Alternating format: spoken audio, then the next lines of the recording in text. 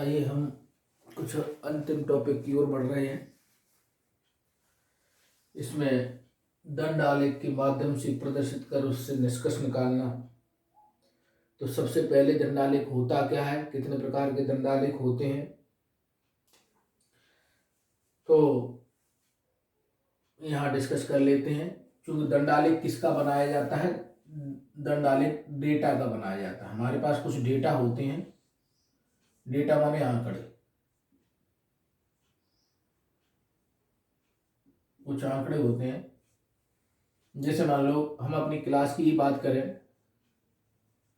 हमारे पास कुछ क्लास के आंकड़े हैं। मान लो 10 स्टूडेंट के 2 नंबर आए, 15 स्टूडेंट के 8 नंबर आए, 25 स्टूडेंट के 15 नंबर आए। इस तरीके से कुछ डाटा। अब चूंकि एक डायरेक्ट हमें पता तो होता नहीं है, सबसे पहले मान लो 40 बच्चों या 100 बच्चों की अगर क्लास है और एक 50 नंबर का कोई अगर टेस्ट लिया गया है, तो मान लो इस तरीके से नंबर आए, किसी के 2, 4, 5, 15, 2, 5, 4 एंड सो इस तरीके से नंबर दिए रहते हैं। फिर उनको क्या किया जाता है, व्यवस्थित किया जाता है। व्यवस्थित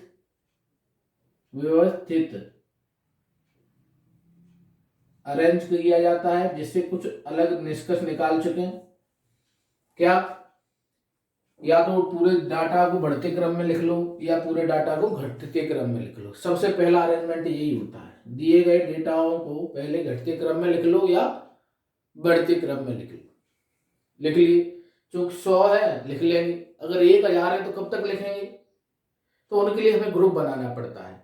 कैसे ग्रुप बनाना पड़ता है, जैसे हमने मान लिया कि 0 से 10 तक के बीच में कितने बच्चों के नंबर आए, है ना, और तुम्हारे 11 से लेकर 20 तक कितने बच्चों के नंबर आए, 10-10 का डिफरेंस कर लिया, 20-20 का डिफरेंस कर लिया, 30-30 का डिफरेंस कर लिया। तो ये डिफरेंस क्या कहलाता है, क्लास मार्क, ये आता है CI, क्लास इंटरवल कहलाता है। क्या कहलाता है, क्लास इंटरवल, है ना, क्लास मार्क, क्लास इंटरवल कहलाता है। CI इंग्लिश में लिख लेगा। और इसमें क्या होता है, अगर कोई डेटा होगा 0 से लेकर 10 तक का, तो इसमें कौन कौन से डेटा होंगे, 0, 1, 2, 3, 4, 5, 6, 7, 8 और 9 तक। 10 इसमें शामिल नहीं होगा, सॉरी, अगर ये 11 से है तो 10 इसमें शामिल होगा, क्योंकि यहाँ 10 है, यहाँ 11 है। अगर ये यहाँ 10 से चालू होता तो इसमें ये डाटा कितने सम्मिलित होते, 9। मतलब अगर किसी के नंबर इतने में से आते तो वो काउंटिंग यहाँ हो जाती। काउंटिंग करने का तरीका एक आपको पहले पता है, 1, 2, 3, 4, 5, 1, 2, ये टैली मार्च बोलते हैं। तो ये सब चीजें तो आप लोग जानते होंगे कि किस तरीके से टेबुलेशन किया जाता है। टेबुलेशन करने के बाद ही हम कहीं कोई दंडालेख बना पाते हैं। और या हमें सिंगल डेटा मालूम है, मान लो इस तरीके से कि कंपनी, कोई एक कंपनी है ए, जिसने 2010 से लेकर 2020 तक या 18 तक कुछ प्रोडक्ट बेचे, या वो टीवी बेचती है। क्या बेचती है, टीवी। तो 2010 में मान लो अगर एक चित्र ऐसे बना दिया, देखो उसमें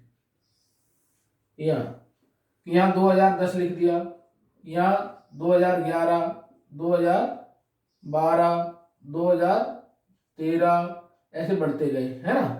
चलो केवल बड़ा नहीं ले, 2015 तक ले लेते हैं। ओके, 10, 11, 12, 13, 14 और 15। और इधर मान लो इस तरीके से ये फिगर बना दिए।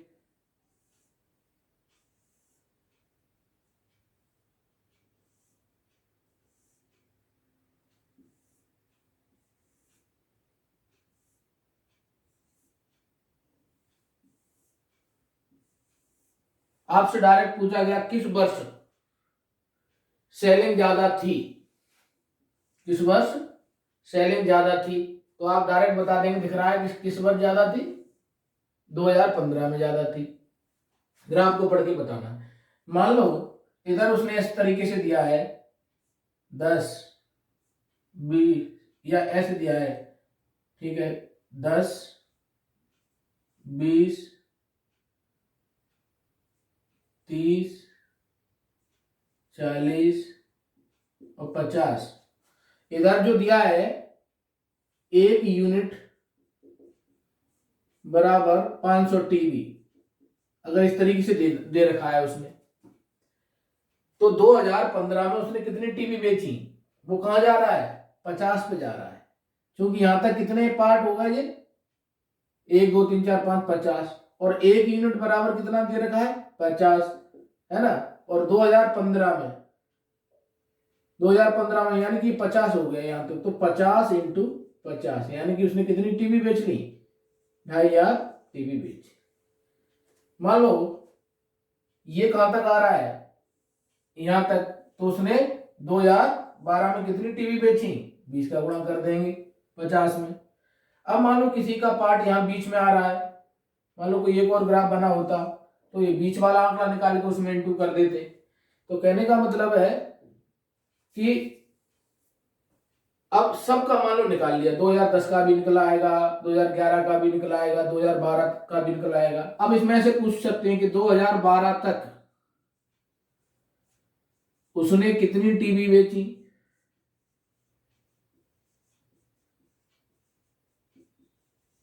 मतलब हमें 2010 की निकालनी है, 2011 की निकालनी है और 2012 की निकालनी है, और सबका गुणा करके तीनों का क्या करना है, जोड़ करना है। 2013 से ऊपर उसने कितनी टीवी बेची, दोनों का डिफरेंस निकालो। 2010 में उसने कितनी टीवी बेची और 2015 में उसने कितनी टीवी बेची, उन दोनों का जोड़ निकालो। अब मान लो ये हो गई संख्या, खर्च भी डाल दिया, मान लो एक टीवी की कॉस्ट है, मान लो इसमें ही ऐड कर दिया उसने कि मान लो 12,000 रुपए की एक टीवी थी, तो आपको फिर गुणा भी ऐड हो गया इसमें। अभी केवल जोड़ ऐड हो रहा था, थोड़ा गुणा मतलब इसमें एक और गुणा बढ़ गया। तो आप समझ लीजिए कि दंड आलेख के माध्यम से आपको किस प्रकार की क्वेश्चन मिल सकते हैं। अब जो सबसे पहले ये कहां से बनाया जा रहा है, आंकड़ों से बनाया जा रहा है। किससे बनाया जा रहा है, आंकड़ों से। और आंकड़े ये होते हैं, उनको रफ आंकड़े बोलते हैं, प्राइमरी। इसमें आंकड़े कैसे इकट्ठे होते हैं, कभी कभी इस तरीके से क्वेश्चन आ जाता है, एक प्राइमरी डाटा होता है, एक सेकेंडरी डाटा होता है। प्राथमिक डाटा जो हम खुद कलेक्ट करते हैं, और सेकेंडरी डाटा जो हम कहीं दूसरे माध्यम से इंटरनेट से ले लेते हैं, उसको कहते हैं। अब उसमें एक टॉपिक आता है रेंज। तो रेंज का मतलब होता है सबसे बड़ा डाटा, सबसे बड़ा डेटा माइनस सबसे छोटा डेटा।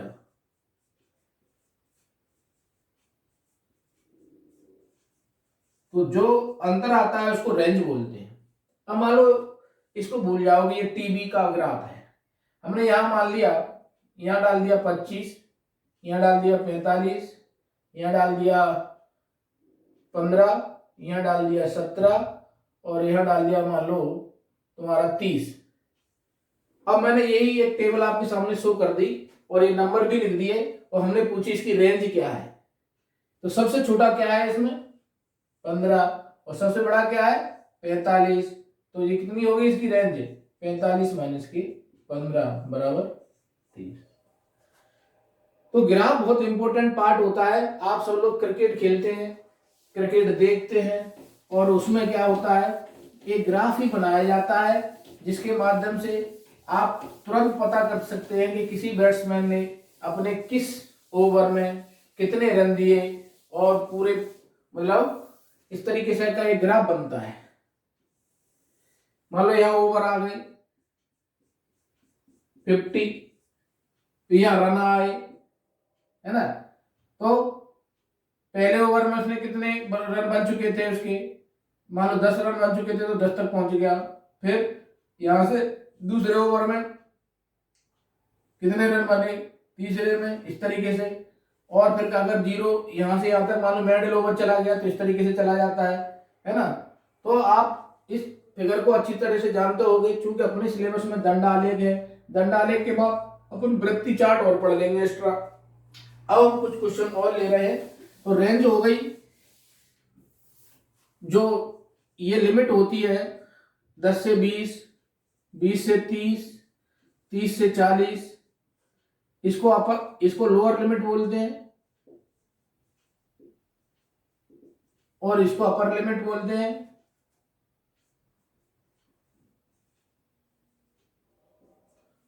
और इसको ये पूरे को पार्ट को जो सी आई है, और सी आई की लेंथ है, इसमें एच बराबर जो लेंथ है ना वो 10 है, इन दोनों के बीच का अंतर। अपर लिमिट हो गई, लोअर लिमिट हो गई। क्लास मार्क कैसे निकालते हैं? Class mark lower limit plus upper limit upon 2, यानी कि ये किस तरीके से निकलता है? Lower limit plus upper limit upon 2। तो आप जोड़ सकते हैं कि 10 और 20 का क्लास मार्क कितना निकलेगा? 10 प्लस 20 अपॉन 2 इक्वल टू 50। यहाँ 15 होगा, यहाँ 20 और 30 कितने हो गए? 50, या 25 आ जाएगा, या 35 आ जाएगा। तो इस तरीके से हम क्या निकाल लेते हैं? क्लास मार्क निकाल लिया, आपको रेंज पता हो गई, आपको डेटा मालूम हो गया, आपको क्लास इंटरवल मालूम हो गया, और आपको एच मालूम हो गई। अब चूंकि इन्हीं से मीन मीडियन मोड भी निकलते हैं, तो वो भी आप जानते ही होंगे। मीन क्या होता है? एवरेज होता है। मोड क्या होता है? जो जितनी बार ज्यादा है वो उसका मोड कहलाता है। और मीडियन जो बिल्कुल बीच का होता है, लेकिन उसको हम यहाँ डिस्कस नहीं करेंगे। हम एक और चीज डिस्कस कर रहे हैं। मान लो अब जो क्लास इंटरवल है इस तरीके से है,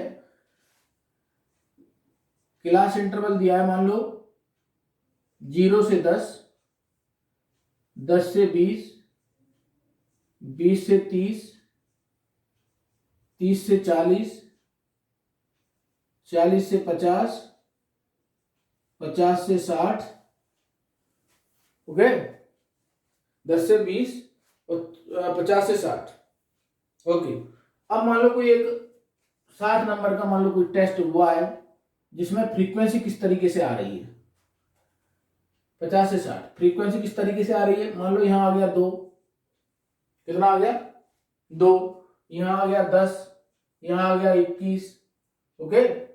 2, 10, 21, 19, 7 और 1, 19, 7 और 1। फ्रीक्वेंसी का मतलब क्या हुआ? फ्रीक्वेंसी का मतलब ये हुआ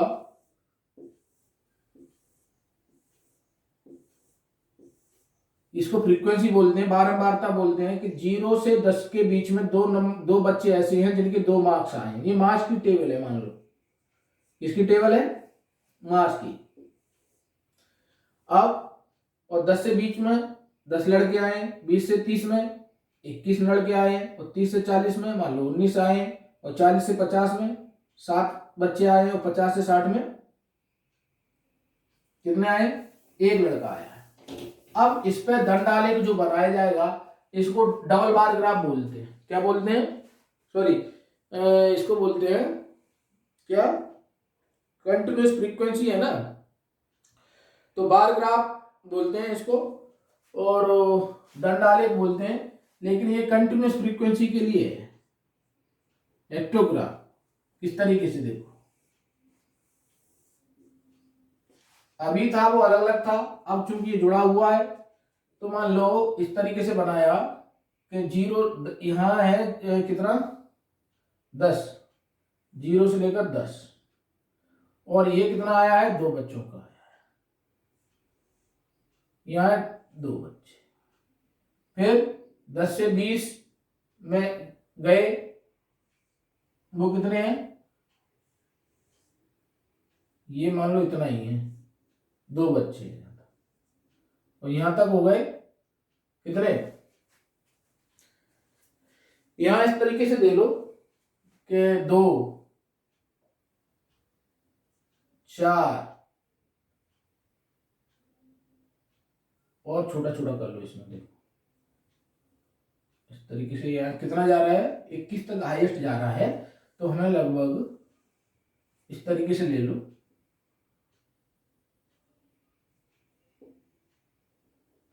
एक इधर ले लिया, 2 4 6 8 10 12 14 16 18 कितने हैं,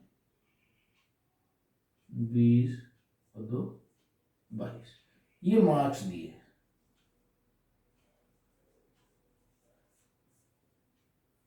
है ना, नहीं, नंबर ऑफ स्टूडेंट, ये है नंबर ऑफ स्टूडेंट, और इधर ये हमने ले लिया मार्क्स। समझना है इसको। अब हमारे टेबल के हिसाब से 0 से 10 के बीच में कितने बच्चों ने मार्क्स प्राप्त किए हैं, 2 बच्चों ने प्राप्त किए हैं। क्योंकि आपके पास ये टेबल बनी भी आ सकती है और ये दंड आलेख भी बना आ सकता है, कुछ भी आ सकता है, अब देखेंगे उससे। चलिए कि 0 से 10 के बीच में कितने हैं, ओके, और जो हो गया 0 से 10, और ये हो गया 10 से 20 में कितने हैं, 10 बच्चे हो गए, और 20 से 30 में अपना जा रहा है इस तरीके से, यहां कहीं जाएगा, ये 21 वाले पार्ट पे चला जाएगा, क्यों, ये बीच में है ना, थोड़ा सा ऊपर और ले लो, चलो ये ले लिया, ठीक है। फिर 30 से 40 में, 30 से 40 के बीच में यहां होगा कहीं, 30 से 40 में, फिर 40 से 50 में ये केवल यहां होगा, तो 50 से 60 में केवल एक होगा, इस तरीके से, ये 50 हो गया, ये 60 हो गया, तो इस तरीके से तो ग्राफ बन गया। अब मैं पूछूं 10 से कम कितने बच्चों के मार्क्स हैं, 2 बच्चों के मार्क्स हैं।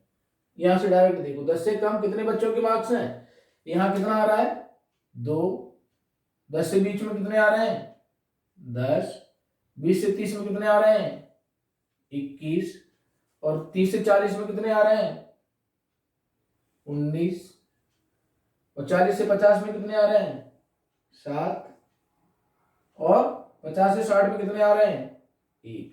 मैं आपसे पूछूं 30 से कम बच्चों के मार्क्स, 30 से कम बच्चों के मार्क्स, तो 30 से कम कितने कितने बच्चों के मार्क्स है, मतलब 30 कहाँ आएगा, 30 से कम यहां आएगा, तो इसमें क्या होगा, ये सब जुड़ जाएंगे, 21 और 10 और 2, कौन कौन जुड़ेगा, 21 और 10 और 2। मैं कहूं आपसे कि 30 से ज्यादा बच्चों के मार्क्स, 30 से ज्यादा बच्चों के मार्क्स किस किस के आएंगे, इन सब के आएंगे, 19 और 7 और 1। मैं कहूं 20 और 40 के बीच में, 20 और 40 या 20 और 40 के बीच में कितने बच्चों के मार्क्स आए, तो 20 और 40 के बीच में कहें तो इन दोनों के मार्क्स आए।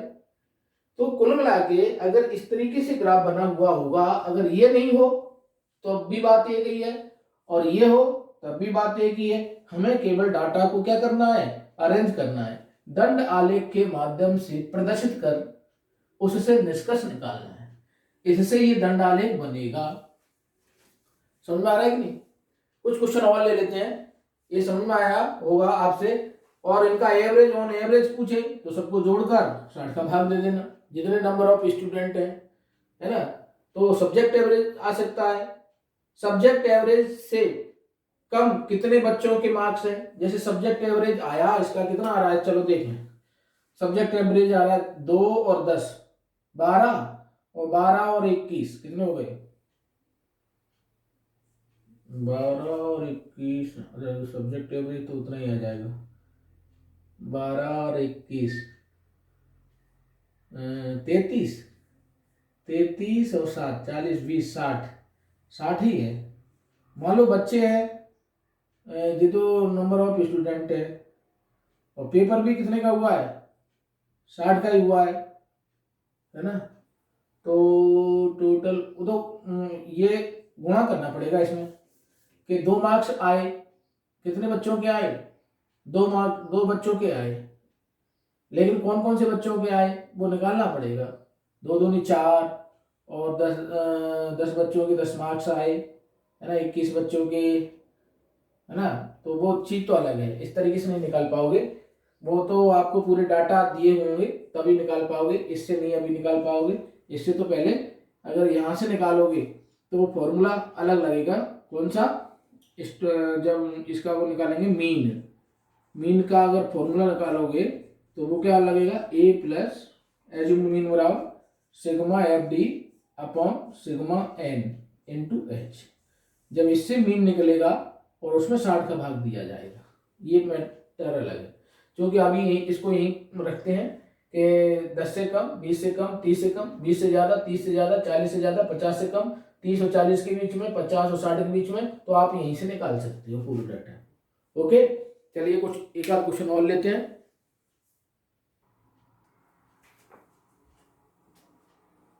चलो अपन एक और क्वेश्चन ले लेते हैं।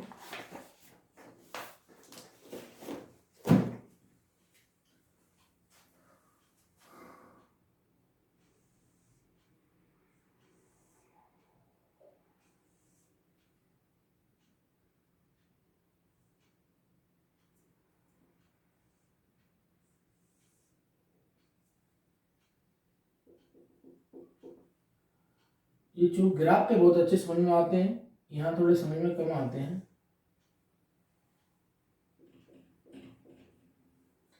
यहाँ लिखा है मान लो इस तरीके से कि 145, 150, 145, 150, या और थोड़ा कम से चालू कर देते हैं, मान लो 130, 135, 140, 150, 160, 170 और 180।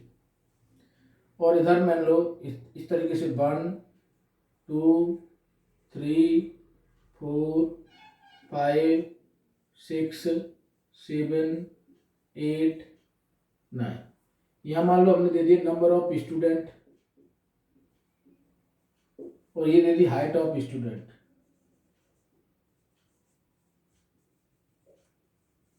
मैंने पूछा 140 सेंटीमीटर, मान लो ये सेंटीमीटर में दिए हैं, ये किस में दिए हैं, height of student in centimetre.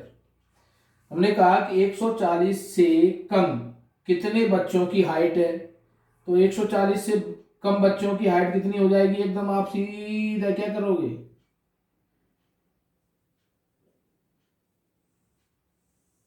यह डाल दोगे। 140 से अधिक कितने बच्चों की हाइट है, तो 150 वाले बच्चों की हाइट निकालेंगे आप। 150 वाले बच्चों की हाइट, एक इसमें क्या करना है, ये सब जुड़ जाएंगे कि 130 बच्चों की हाइट कितनी थी, 135 बच्चों की हाइट कितनी थी, 3 बच्चों की, और 140 बच्चों की हाइट कितनी थी, 2, तो 140 तक के कितने निकल आए, अब पूरा जोड़ निकाल दोगे। 130 से कम कितने थे, 130 तक 1, 135 तक कितने हो गए, 3, और 140 तक बच्चे कितने हो गए, यहाँ 140 तक है 2, तो 140 से कम ऐसे कितने बच्चे हैं जिनकी हाइट थी 140, तो सब आ जाएंगे। एग्जैक्ट 140 पूछे तो 2 है, एग्जैक्ट 135 पूछे तो 3 है, एग्जैक्ट 130 पूछे तो 1 है, लेकिन इससे कम और इसके बराबर पूछा है तो ये सब ऐड हो जाएंगे। इसी प्रकार आगे अगर हम पूछते हैं कि 150 से ज्यादा, 150 सेंटीमीटर से ज्यादा हाइट कितने बच्चों की थी, तो 150 और 150 यहां से अगर लेंगे तो ये भी जुड़ जाएगा, ये भी जुड़ेगा, ये भी, तो हमें यहाँ की वैल्यू निकाल लेते हैं तुरंत। हम स्केल रखते हैं और ग्राफ पे तुरंत ऐसे रखा, ये रखा, ये लिया और ये लिया, तो ये जैसे ही वैल्यू निकलेंगी आपकी तो आप तुरंत इस तरीके के क्वेश्चन को फाइंड आउट कर सकते हैं। ओके, चलिए एक ग्राफ और बना लेते हैं।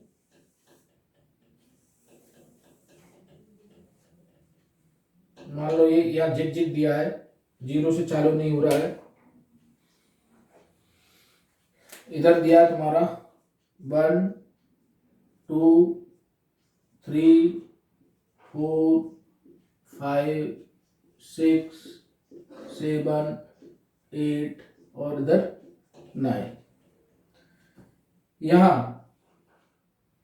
मान लीजिए नंबर ऑफ वर्कर्स हैं, ये क्या है, नंबर ऑफ वर्कर्स, ऐसे लिख लीजिए मजदूरों की संख्या। किसकी संख्या? मजदूरों की संख्या। तो यहां मजदूरी का ग्राफ बना हुआ है। मान लो ये आया ऐसे और एक और चला गया ऐसे, फिर एक मजदूरों की संख्या, ठीक। फिर मान लो एक आया यहां तक चला गया, मान लो, फिर केवल 3 तक चला गया, एक मान लो यहां तुम्हारा 5 तक चला गया, और एक फिर मान लो तुम्हारा ये 1 तक चला गया, फिर मान लो ये 2 तक चला गया, और ये मान लो तुम्हारा 7 तक चला गया। इसकी थोड़ी सी लाइनिंग कर लो। क्या? ये इस तरीके से आप लाइनिंग बना लो। ये कहाँ जा रहा है? ये यहाँ जा रहा है, और इसके लिए भी लाइनिंग में ये इधर आ रहा है, और ये भी लाइनिंग में इधर आ रहा है, ये यहाँ आ रहा है, और ये इधर आ रहा है, और ये इधर आ रहा है। मान लो 100 रुपए मिलते हैं उसको। किसको? 100 रुपए मिलते हैं यहाँ इतने लोगों को। यहाँ हो जाते हैं वो 150, जे मान लो 200, और जे मान लो 250, ये 300, ये 350, ये 400, और ये 450। ये रुपए में है मजदूरी। तो 100 रुपए मजदूरी कितने को मिलती है? 100 रुपए मजदूरी यहां लिख देते हैं अब एक मजदूर को मिलती है, और 100 से 150 के बीच में मजदूरी। इसका मतलब क्या हुआ? 100 से 150 के बीच में। 150 इनको इंक्लूड नहीं है, 150 इसमें सम्मिलित नहीं है, 149 तक मान लो। अब 150 तक से 200 तक, 200 से कम कितने लोग हैं? 2 लोग हैं। 200 से 250 तक कितने हैं? 4 लोग। और 300 से 250 से 200, ये तो होगा, ये इसके लिए हो गया, ये इसके लिए हो गया, और ये 250, यहाँ 300, यहाँ 350, ये 400, ये 450, ये 500 आ जाएगा, है ना। तो अब देखो 250 से 300 तक कितने हैं? 3 है। 300 से 350 तक कितने हैं? 5 है। ओके। और तुम्हारा 350 से 400 तक फिर एक आ गया जी, और 400 से 450 तक कितना है? 2 है। और 450 से 500 तक कितने हैं? 7। तो इस तरीके से उन्हें मजदूरों की संख्या लिख ली। अब क्वेश्चन कैसे आ सकता है? नंबर 1, ऐसे मजदूरों की संख्या, ऐसे मजदूरों की संख्या, है ना, ऐसे मजदूरों की संख्या जिनको 300 रुपए से कम मिलते हैं। अब 300 रुपए से कम मिलते हैं, तो 300 रुपए से कम वाला ये ग्राफ यहां तक आ जाएगा। इसमें अब क्या होगा? ये 3 और 4 7 और 2 9 और 1 10। इसका आंसर क्या होगा? 3 4 2 1 बराबर 10। ऐसे मजदूर जिनको 350 से अधिक मिलते हैं, ऐसे मजदूर जिनको 350 से अधिक मिलते हैं। 350 से अधिक का मतलब है ये 350 वाला, ये वाला कॉर्नर आएगा, तो यहाँ 1 और 2 और 7। ऐसे मजदूर जिनको 400 से ज्यादा मिलते हैं, तो 2 और 7 आ जाएगा। ऐसे मजदूर जिनको 150 से और 350 के बीच में मिलते हैं, इनका योग आ जाएगा। तो आप समझ गए होंगे ग्राफ में क्या होता है। डाटा जैसे ही आपने कलेक्ट किया इधर उधर से, और चूंकि अगर ये कहीं उसमें कॉस्ट दी रही होती है, कहीं कुछ दिया होता है, तो उस कॉस्ट का भी इंटू कर दिया जाता है ना। तो मेन चीज है कि हमें डाटा ग्राफ से किस तरीके से पकड़ना है और हमें क्या पूछा है, ठीक है। तो ये दंड आलेख के माध्यम से प्रदर्शित कर उससे निष्कर्ष निकालना होता है। कभी कभी दंड आलेख डबल में आते हैं। किस में आते हैं? डबल में। वो किस तरीके से आते हैं मैं आपको बताऊं। चलिए,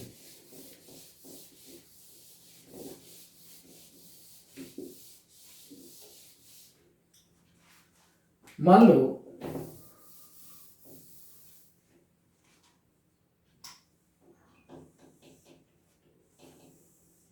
ये, अब हम कुछ दंडालेख बना लेते हैं। यहां पर एक दंडालेख ये बना है और इसके साथ में ही एक दंडालेख हमने ऐसे बना दिया और इसको हमने ब्लैक कलर से कर दिया है या शेडेड कर दिया है। दूसरा दंडालेख हमने फिर बनाया, ओके, और मान लो इसको, और ये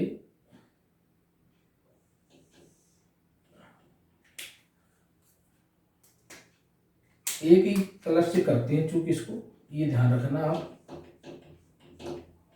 और इसको हम चलो अभी इस ब्लैक का यूज कर लेते हैं। फिर एक और बनाया हमने और फिर हमने इधर वाले पार्ट को कवर कर दिया और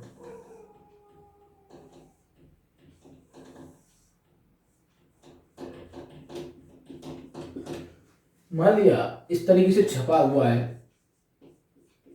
ये है तुम्हारे मैथ के मार्क्स और जो खाली है वो है तुम्हारे साइंस के मार्क्स, है ना। और ये लिखा है PT1 या यूनिट टेस्ट 1, ऐसे लिखा है, मान लो यूनिट टेस्ट 1, और ये लिखा है यूनिट टेस्ट 2, और ये लिखा है यूनिट टेस्ट 3, और ये लिखा है यूनिट टेस्ट 4। और यहां लिखा हुआ है 2 या 2, ठीक है, 2 4 6 8 10 12 14 16 18 और 20 इधर मार्क्स लिखे हैं, है ना, मार्क्स, ओके। अब मार्क्स, ओके, ये मार्क्स लिख दिए। ये किसको शो कर रहे हैं? यूनिट टेस्ट 1 में मान लो अंकित के मार्क्स, किसके मार्क्स हैं? ये सब अंकित का डाटा दिया है। तो हमने ये पूछा कि उसके यूनिट टेस्ट 2 में मैथ के मार्क्स और यूनिट 3 में साइंस के मार्क्स का अंतर कितना था। तो हमें यहां से पकड़ना है, यूनिट 2 में मैथ के मार्क्स कितने हो गए उसके? 10, यानी कि ये यूनिट 2 में ये मैथ के मार्क्स लिख लो, और ये हो गए तुम्हारे साइंस के मार्क्स, ये तुम्हारे हो गए मैथ्स के मार्क्स, ये हो गए तुम्हारे 6 साइंस के मार्क्स, और इधर ये 14, ओके, और इधर ये 18, और यूनिट 4 में उसका कितना परफॉर्मेंस रहा, मान लो 8, और ये रहा 12, इस तरीके से परफॉर्मेंस रहा। तो मान लो कोई सी लड़की ने यूनिट 2 में मैथ के मार्क्स कितने प्राप्त किए, 10, और यूनिट 3 में साइंस के मार्क्स कितने प्राप्त किए, 18, इन दोनों का डिफरेंस क्या रहा, 8। अगर हमने पूछा सबसे कम मार्क्स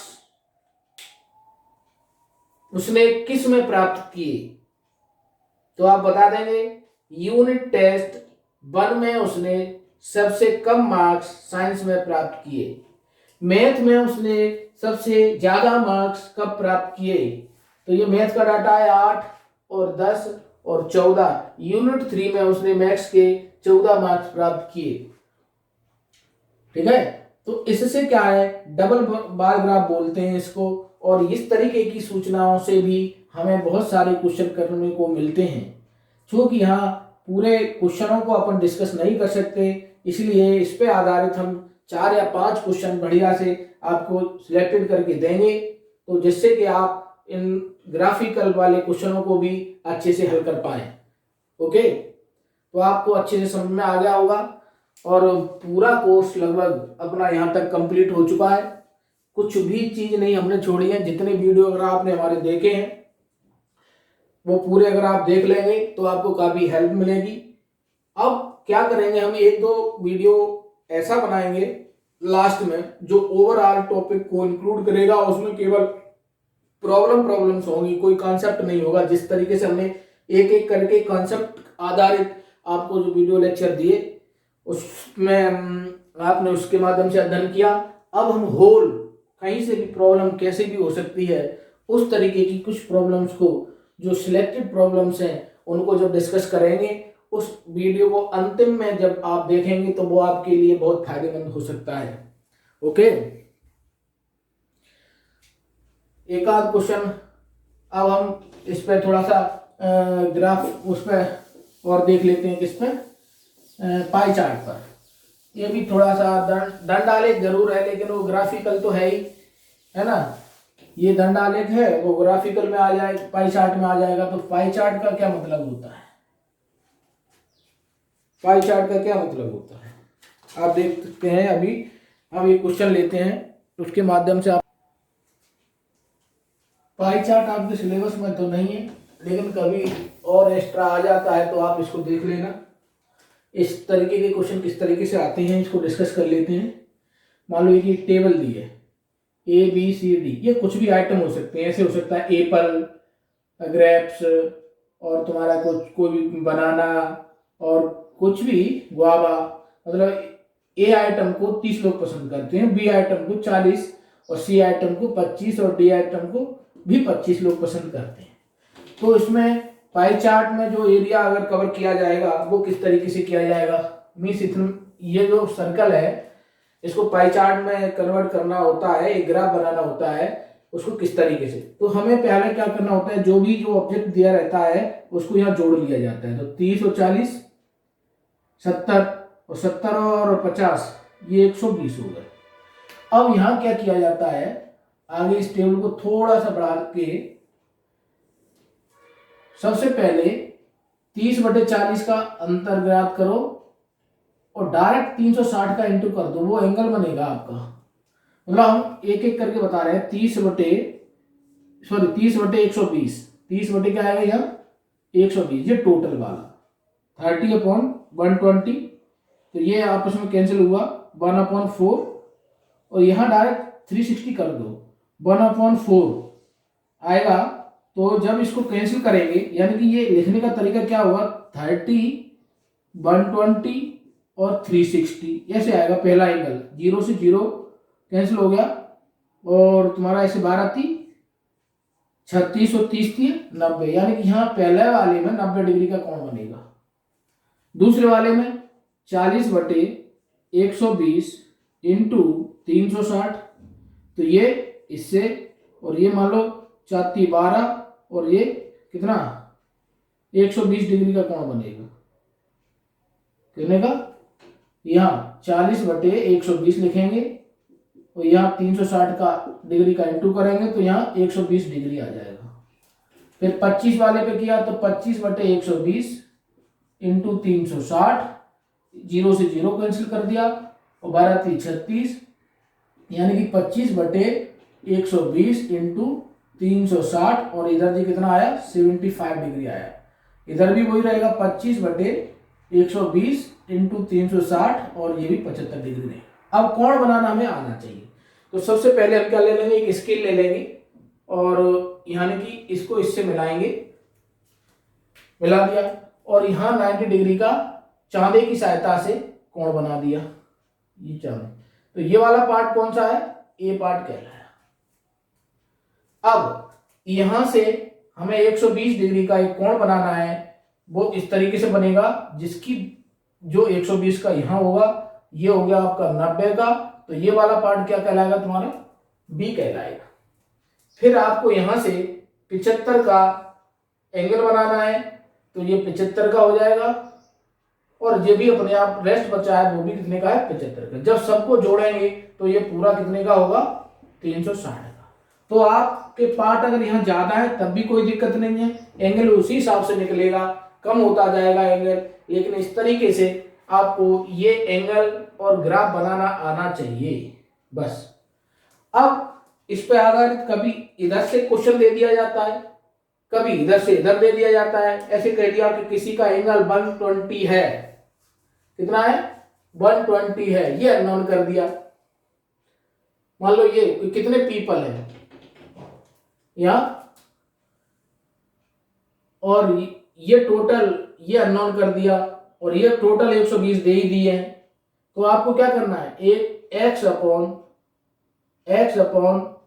का इंटू करते हुए उसको बैलेंस करना है, उसको इक्वल करना है, तो वो कोई बड़ी बात नहीं है, हम प्रैक्टिस में क्वेश्चन को सॉल्व करा लेंगे, है ना।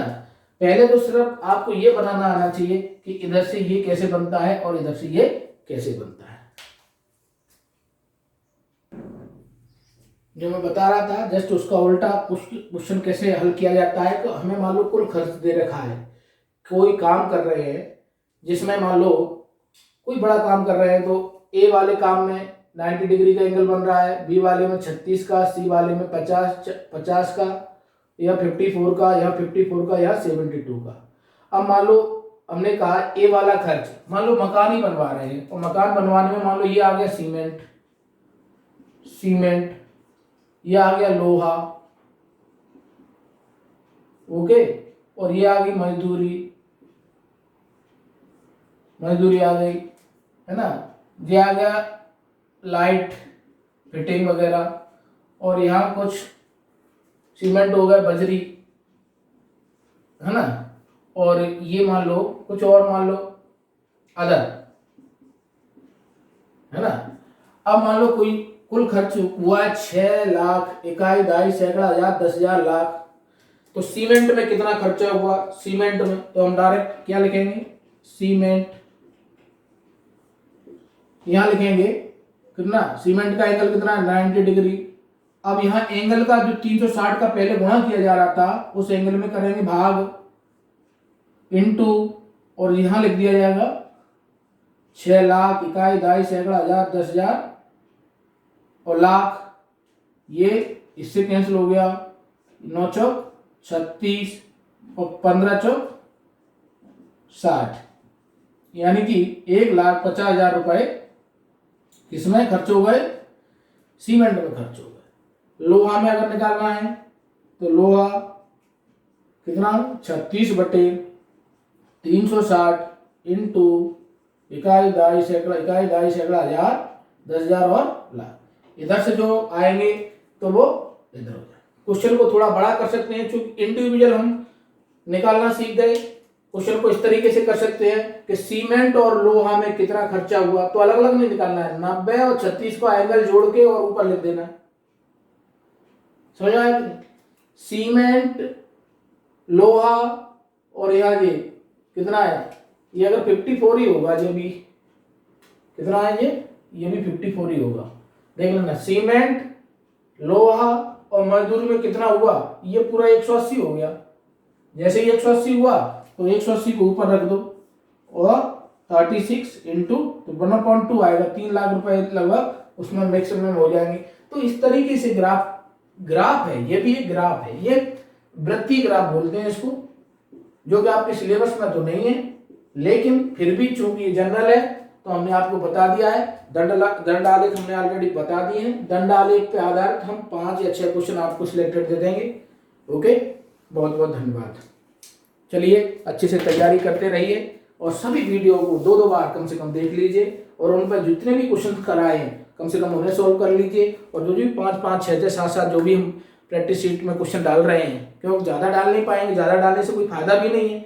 सिलेक्टेड क्वेश्चन, सिलेक्टेड टाइप के, कितने टाइप के हो सकते हैं, बन सकते हैं, बस उनको ही सफिशिएंट है अंत में रिवीजन के लिए।